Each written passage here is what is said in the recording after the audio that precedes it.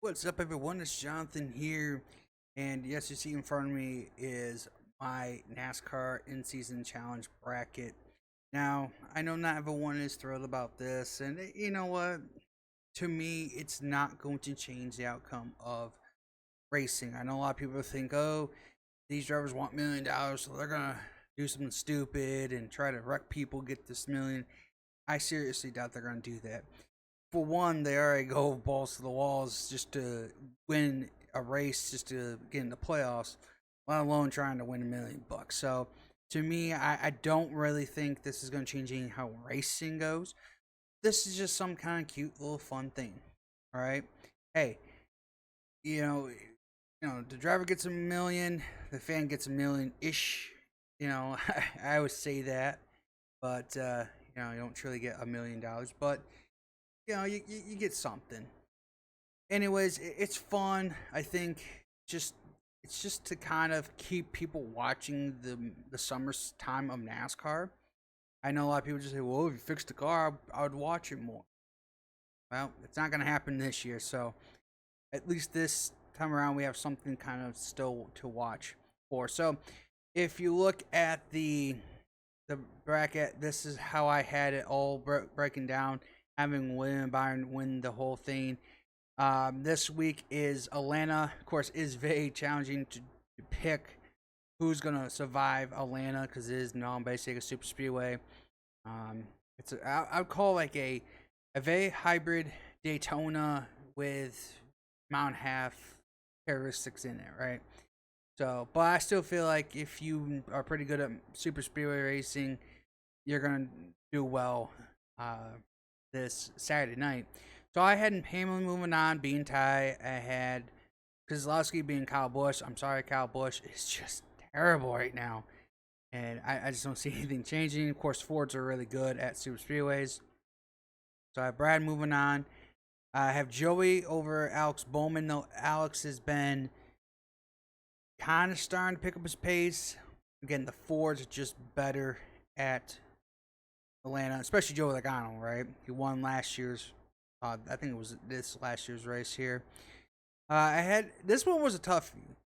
I know you're thinking Bubba Wallace over Dan Swallows over Bubba Wallace. Well, the reason why for that pick is I felt like that Suarez again. He really has nothing to lose. He needs to go out and win. Bubba needs to protect the points that he has, right? The last thing he needs to do is get up in a mess and then accidentally get caught up in a wreck and now he's out. I know he wants to win so he doesn't fall out, but the last thing you want to do is put yourself in a scenario where you're going for the lead or you're in the top five, maybe not don't have a chance to win, and you get caught up in a wreck, and now you lose more points and such. Then Daniel Suarez, not really the case for him. He just needs to get a win. I think that's why he'll probably be a little more of a. He'll charge more, and I think not say he'll win, but he'll be up in the top five. So I really think Suarez will be advancing from Bubba. I had Josh Berry again. I know John Hearn and the Toyotas have been doing a lot better now, especially Legacy. Motorsports have done a lot better over the last few weeks, actually almost this whole season. But again, Fords are just better. And if he wasn't caught up in that wreck at the spring race, he would have, I think, a top 5 finish. Josh Berry would have had here at Atlanta. So I'm going to go with Josh Berry. Chase Elliott, one, he's doing a lot better. He's getting better now. And I just feel like Super Speedways are still, he can still get it done.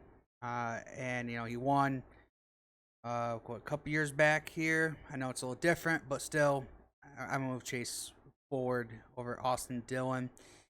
Eric Jones beating Ross Chastain. I know that's a big one, but I see some upsets here.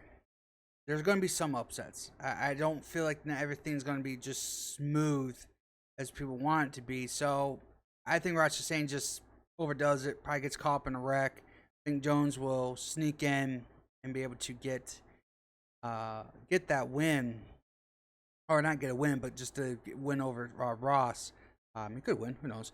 But still, I think he'll be more calculated, if you will. Be able to voice from Rex and finish ahead of Ross. Stenhouse versus Bell. Obviously, Bell won the first race this year, so and it was trending nighttime. This is going to be a night race, hopefully. I feel like Bell will do a lot better than Stenhouse at this point in time. So I'm not gonna go through all of this. This is they have the brackets so have it separate for 32. I had Chase over Noah Gregson. Again, I think he just do better. William Byron, good super speedways. Blaney, a Ford. I know Hosvar was in the mix at the beginning of the season there. I just think Blaney will do better in the Fords.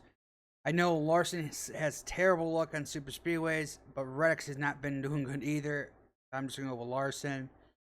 McDowell versus Allmendinger. If this was a road course, this would have been a hard pick. But McDowell's been doing a lot better in super speed racing. You know, obviously won the 500. I know it's different, but still, I'd go with McDowell on this. Let's see. Gibbs over Justin Haley. I believe it or not, Justin Haley will probably pull all the top 10 because of just being careful. That's usually what happens. Gibbs will probably be racing up front, trying to get points, trying to win. Knowing his luck, he'll probably get caught up in a wreck. So I went with Justin Haley over Ty Gibbs. I guess you could call that an upset. I guess you will. But yeah, just some things just don't go well for Gibbs. Austin Cindric over Zane Smith. Super Speedway, just again Fords and Austin's been good at super speedways. Ty Gillen and Chris Buescher. I had to go with Chris again. Fords kind of seem to have that better nomination on super speedways. Now, the week after that, I wish they would put this up here. What races after? I believe it's Chicago street course. So it's another road course. This is where things kind of get interesting, right? Again, if this was here, this would have been like, oh man, this is tough. But so I went with William Byron over Chase Briscoe. I think Chase will do good. I think William will just do better. Larson over Blaney. Blaney in road course racing, Larson a lot better. Justin Haley over McDowell. McDowell's a way better road course driver. He moves on. Chase Briscoe over Austin Cindric. This one was toughie. This one was. Because both are really good at road course racing. You could maybe put the edge over Austin, but recently Chris has been doing a lot better. So I went with Chris Buescher for that one. Of course, I went with Denny over Brad here. Denny's road course racing has been okay. I think okay just will be enough, especially here at the Chicago street course. Suarez over Joey Logano. Now, this one was a tough situation too because Suarez has not been bad at super speedways, or excuse me, at road courses. In behind here, at road courses, but Joey will most likely have pit strategy that will lead him to be better. I think Joey will be within the top 10 at the end of the race. Suarez will probably be packed into the top 12, top 15 at the end of it. Chase is better than Josh Berry. So just the way the bracket would hold up, Chase would be a lot further up. And I wouldn't put it past him to win the thing. I mean, it was so close at Mexico. He's starting to find some rhythm with this car again, seems like. So I have Chase moving on over Josh Berry. Eric Jones and Christopher Bell. I think Christopher Bell is just going to be better as well. All right, so we'll go back over here. Now, after that, Sonoma. Right, yeah, Sonoma. And this is where another road course kind of leads ugly heads here. William Byron over Larson.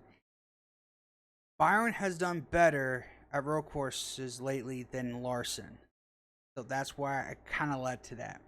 I know William Byron is the 18th seed versus his 10th, but they're both evenly matched. It could go either way. If Larson has a good race, I know Sonoma road course kind of leads to technical, and which Kyle's a little better than William Byron at that. But again, just recently, it's Byron's been a lot better this season. Larson's been in a slump, and in the past few weeks here, so I just kind of think that's going to still continue a little bit. And that's why I moved Byron forward.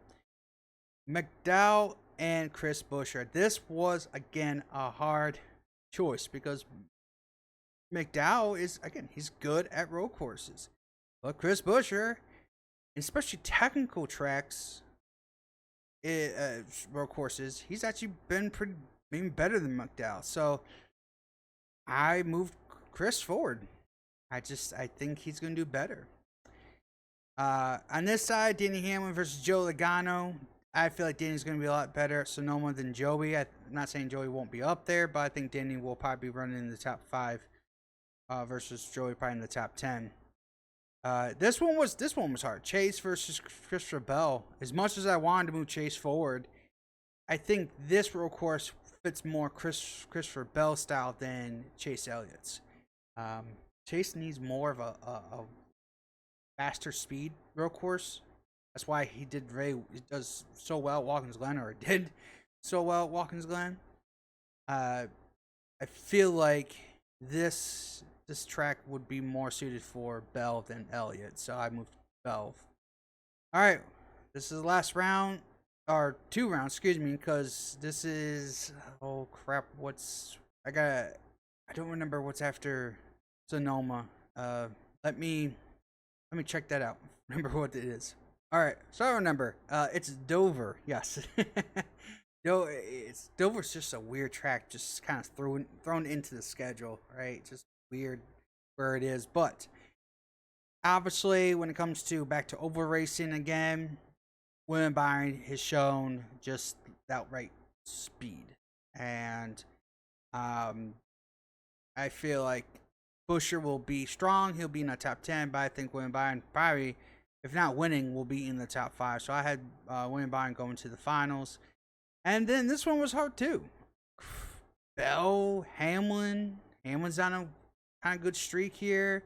Bell's kind of been in a slump, but I think just the way the races play out, I think Bell will start trending better. I think as they get to the late summer, Bell starts trending a little bit better, especially when they get ready for the playoffs. So I went with Bell. It could have gone either way. Hamlin's just as good at Dover as Bell is, but I went with Bell.